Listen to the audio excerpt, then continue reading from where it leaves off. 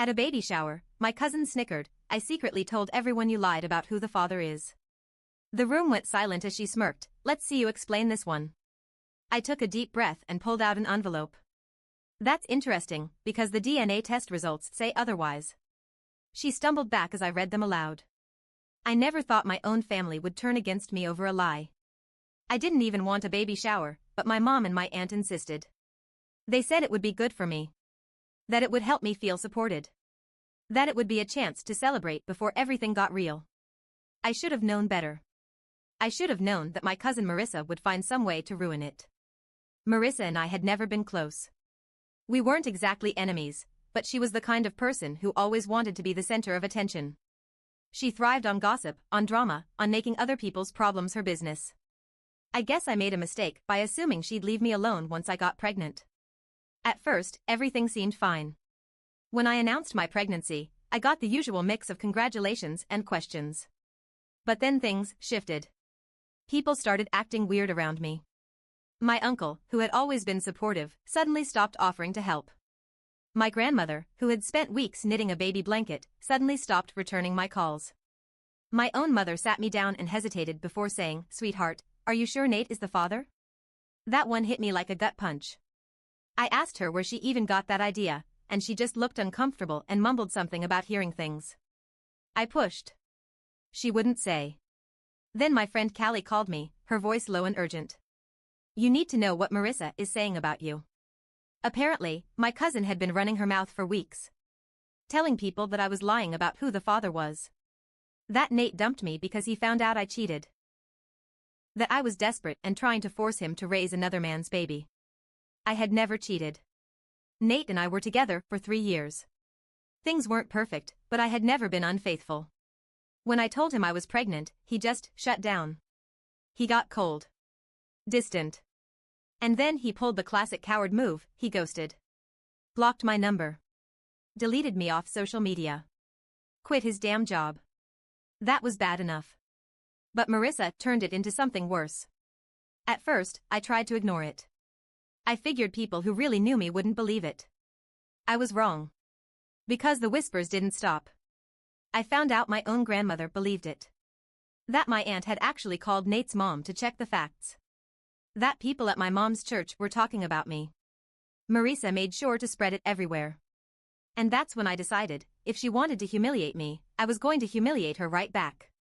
The party was at my aunt's house in Dallas.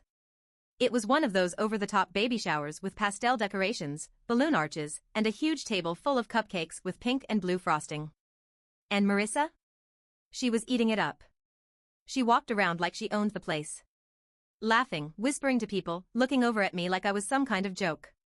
I kept my face neutral. I smiled. I let them think I didn't know. But I had a plan. The party went on. People played the stupid games. I opened gifts. I smiled and nodded through small talk while I felt all the eyes on me. And then, right when things were settling down, Marissa made her move. She stood up. Cleared her throat dramatically. And then, in the smuggest voice I have ever heard in my life, she said, "I think we should all acknowledge something before we keep pretending." The room got quiet. My stomach clenched. I could feel my mother tense next to me. I already knew what she was about to do. She turned to me, all fake innocence, and said, "I just think it's interesting that Nate isn't here." Almost like he doesn't think this baby is his. Someone let out a soft gasp. Marissa smiled wider. "Because," she continued, "I may have let it slip that you lied about the father. And now, well, people are wondering." I looked around the room. My grandmother looked away. My aunt shifted uncomfortably. My uncle's mouth was pressed into a tight line. People weren't stopping her. They weren't saying anything. Because they believed her. And that's when I reached into my purse. I took a slow breath.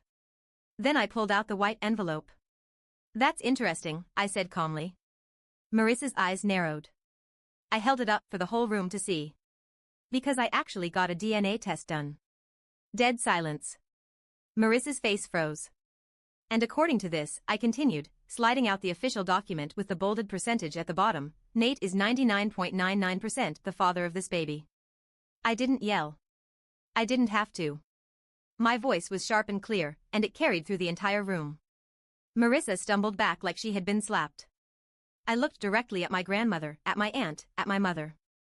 I don't know what's worse, I said, voice steady. That she made up these disgusting lies, or that all of you actually believed her. Someone muttered, "Oh my God."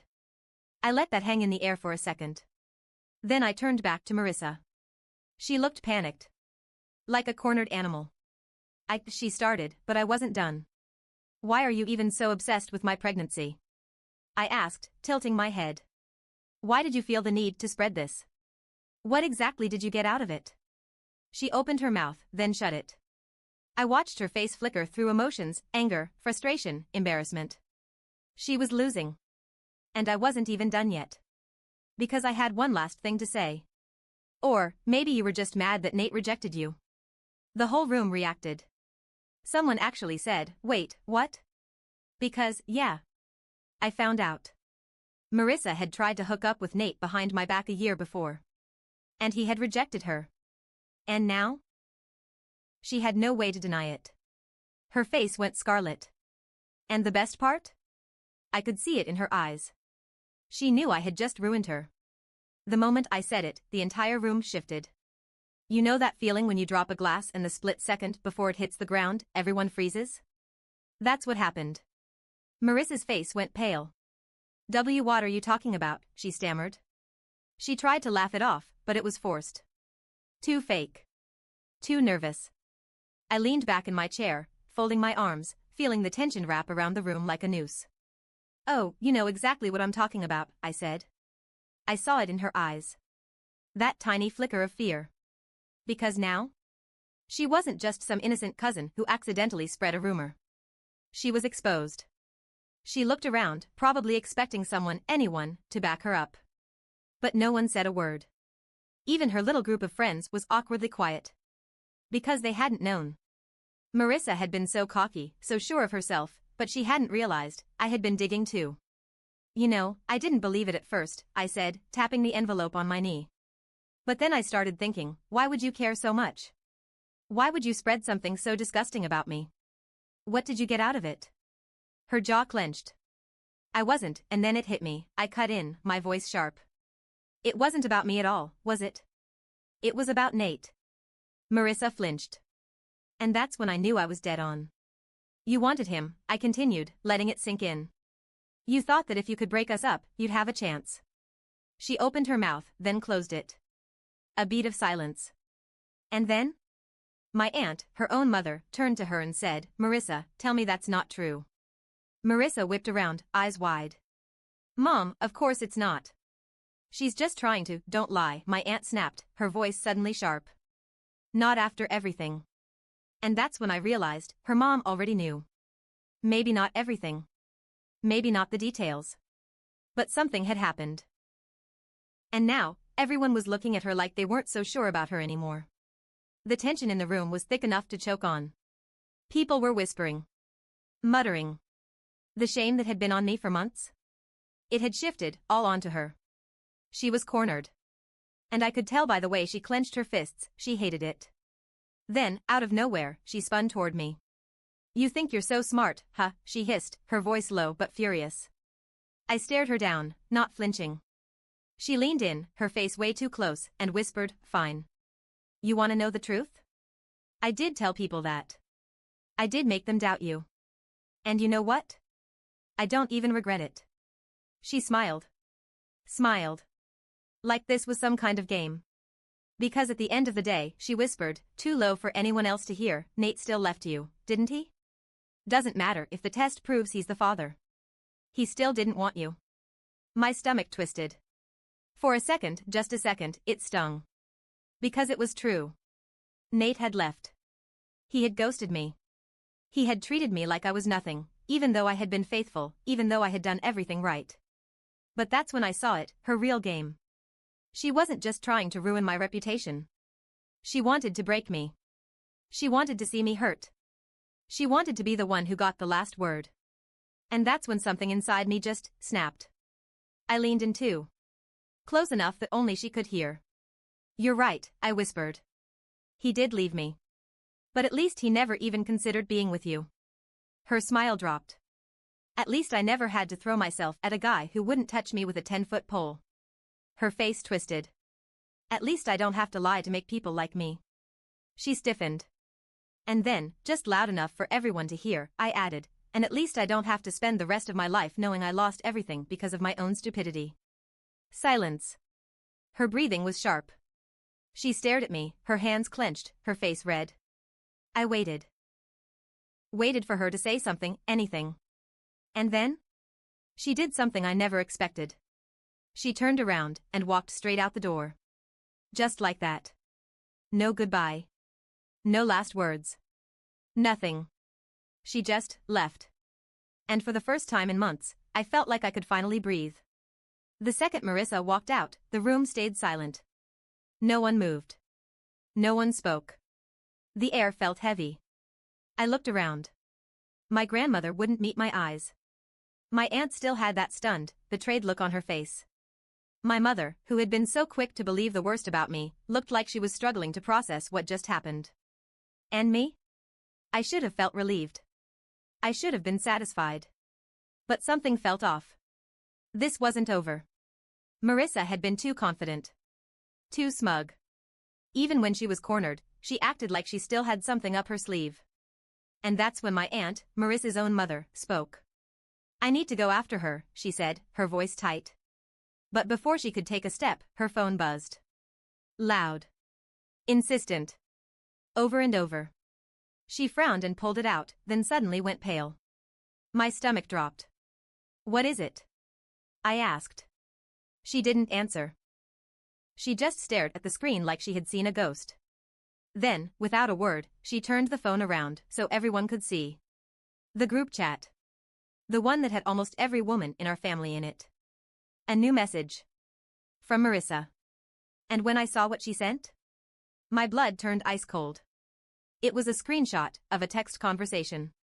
Between me and Nate. And at first glance, it looked bad. Really bad. Because in the messages, it looked like I admitted the baby wasn't his. I don't know how to tell you this, but it might not be yours. I just don't want to lie to you anymore. The timestamp? 2 weeks before I told him I was pregnant. I felt the room shift. The whispers started up again, hushed, tense. My mother's face drained of color. What the hell is this? Someone muttered. I knew what it looked like. And I also knew it was fake. My heart pounded. This wasn't some petty rumor. This was fabricated evidence. Marissa had faked a conversation to make it look like I had lied about my baby's father. And she sent it to the entire family. I swallowed hard. Think. I took a slow breath and looked up at my aunt. You believe that? I asked, voice even. She hesitated. Just for a second. But it was enough. She wasn't sure. She wanted to believe me, but after months of Marissa's lies? After seeing that screenshot? Doubt was creeping in. So I did the only thing I could do. I pulled out my own phone. Fine, I said. Let's prove it. And then I went straight to my texts. The real ones. I scrolled back to that exact date. Showed the room the actual conversation I had with Nate. It was completely different. And then I did something even better, I clicked on the contact info. Look at this, I said, pointing at my screen. Marissa's screenshot showed the messages coming from an unknown number. Mine? Came from Nate's real contact. With his real number. My mom grabbed my phone. Checked it herself. And that's when the whispers changed. She faked it, someone muttered. Oh my God, Marissa faked it. My grandmother covered her mouth in shock. My aunt looked absolutely horrified. I let the weight of it sink in. Marissa hadn't just spread a rumor. She created fake proof to try and destroy me. And now? She had just been caught. Aunt Linda, Marissa's mom, was already dialing.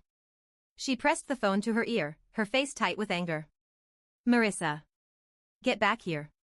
Right now. I could hear Marissa's voice on the other end, shaky, defensive. Mom, I don't know what. Shut up, her mom snapped. Louder than I had ever heard her. You faked that screenshot, didn't you? A pause. Then Marissa's voice, lower. Panicked. I don't know what you're talking about. Her mom exhaled sharply. Don't lie to me, Marissa. We saw the proof. You faked that whole conversation. Do you have any idea what you've done? Mom, please, no. No more excuses. You have 5 minutes to get back here. Or don't bother coming home. Silence. Then, the call ended. And just like that, I knew. Marissa had lost. I should have felt relieved. But something nagged at me. Why would she take it this far? Why go through the trouble of faking texts, of setting up an entire digital lie, knowing she could be caught? It didn't make sense. Unless, what if she's not working alone? I said suddenly. My mother looked up. What? I felt my stomach churn. Marissa was vindictive. But she wasn't exactly smart. She wasn't good with tech. She barely knew how to edit photos, let alone fake an entire conversation. Someone must have helped her. And then it clicked. There was only one person who had a reason to back her up. Nate. Just as the realization hit, my phone vibrated in my lap. A new message. From an unknown number. Thought you could win, huh? You're not even close to done. See you soon. My blood ran cold. I stared at the screen, my heart pounding. My mother frowned. What is it? I didn't answer. Because I knew, without a doubt, this wasn't over. Not even close. The second I read the message, I knew. This wasn't just Marissa's doing. Nate was involved. My hands clenched around my phone, my breath coming out shaky and uneven. The words on the screen stared back at me like a warning. Thought you could win, huh? You're not even close to done. See you soon. A shiver ran down my spine. My mother was still looking at me, waiting for an explanation. Around me, the rest of the family was still reeling from the last revelation, that Marissa had faked the text messages. I could hear my aunt whispering furiously to my uncle. My grandmother kept muttering, I can't believe this. I just can't believe this. But I wasn't paying attention to any of it. Because I had bigger problems now. Less than 5 minutes after the message, the front door slammed open. Every single head in the room turned. And there, standing in the doorway, was Marissa. And she wasn't alone. Nate was with her. My stomach twisted. He looked exactly the same as the last time I saw him, messy dark hair, that fake charming smirk he always used when he was trying to manipulate people. But this time? I saw him for exactly what he was. A coward. A liar. Someone who would rather destroy my reputation than admit he was a piece of garbage. A thick silence hung in the air. Marissa crossed her arms, standing tall like she was about to give some big speech. I'm not letting you do this to me, she said. I didn't say anything. Because honestly, I was just waiting to see what she would try next. And then Nate stepped forward. We need to talk, he said. Like we were old friends. I let out a short, humorless laugh. Oh, now you want to talk? I said, tilting my head. What changed? You finally decided to crawl out of whatever hole you were hiding in? His jaw tightened. I don't want to fight, he said smoothly, like he was trying to stay calm. I just think you need to hear us out. Us? I repeated, raising an eyebrow. You mean you and Marissa? She smirked. That's right, she said, tilting her chin up. Because we both know you're not telling the whole truth. And then? She dropped the final bomb. You're lying about how you got pregnant. The room went dead silent. I saw my mother tense beside me. My aunt looked like she was about to pass out. And me? I just felt tired. What the hell are you talking about? I asked.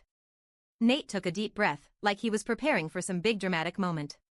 You knew I didn't want a baby, he said. We had conversations about it. I told you I wasn't ready. I clenched my jaw. And? He exhaled sharply. And then, 2 weeks later, you suddenly tell me you're pregnant. After everything we talked about. After I told you I wasn't sure. I could see it happening. The way he was twisting the story. I could already hear the wheels turning in everyone's heads. You're trying to say I did this on purpose, I said flatly. He nodded once. Yeah. I think you planned this. I let out a slow breath. And then I turned to Marissa. And what do you get out of this? I asked. She grinned. Just the satisfaction of knowing the truth is finally out. I laughed. Actually laughed. Because this was desperate. They had already been caught in one lie. So now, they were trying another one. You're pathetic, I said, shaking my head. Both of you. But then, Nate pushed further. I don't even know if this kid is mine, he said loudly. And if I was smart, I'd demand another test. And that's when I lost it. You want another test? I snapped.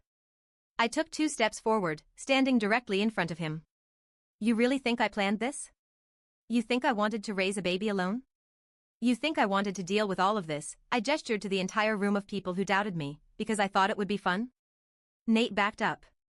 For the first time, he looked nervous. No, shut up, I said. You don't get to talk. You don't get to act like some victim. You left me. You abandoned me. You didn't even have the decency to say it to my face, you just blocked me and ran. He swallowed hard.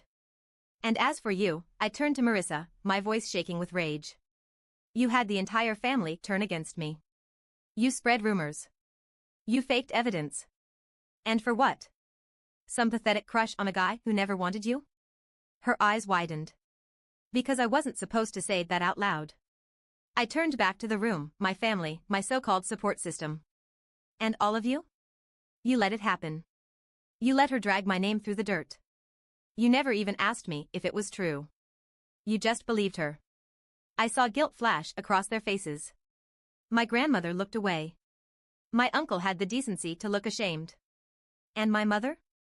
She looked broken. Like she realized, all at once, just how badly she had failed me. I'm done, I said finally. I don't need any of you. And I sure as hell don't need your support if this is what it looks like. Then? I turned my back on all of them. And I walked away. My mother tried to apologize a week later.